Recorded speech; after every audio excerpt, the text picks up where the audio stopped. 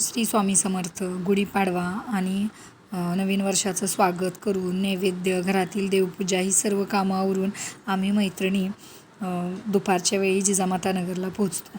गुढीपाडव्या दिवशीच असणाऱ्या महिलांच्या कार्यक्रमांचं आयोजन ते सर्व पार पाडल्यानंतर संध्याकाळच्या वेळेला कीर्तन देखील असतं.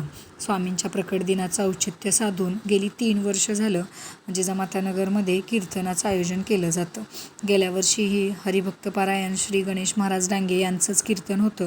यावर्षीही त्यांचं कीर्तन होतं.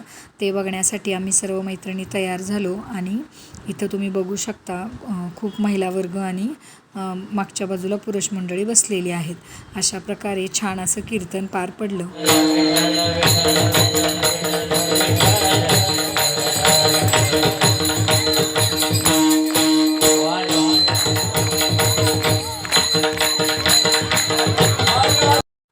कीर्तनानंतर संध्याकाळच्या वेळेला सगळ्या मैत्रिणी मिळून दुसऱ्या दिवशीच्या महाप्रसादाची पूर्वतयारी म्हणजे भाजीपाला साफ करणं वगैरे हे सर्व करतात. पण ते सर्व काही मी शूट केलं नाही कारण सगळेच कम्फर्टेबल नसतात.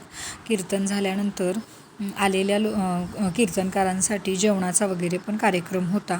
तो देखील अगदी उत्तम पार पडला. तर कसे वाटत आहेत आपल्या चॅनलवरचे व्हिडिओ ते कमेंट करून नक्की कळवा आणि आपल्या चॅनलला लाईक, शेअर आणि सबस्क्राईब करायला विसरू नका.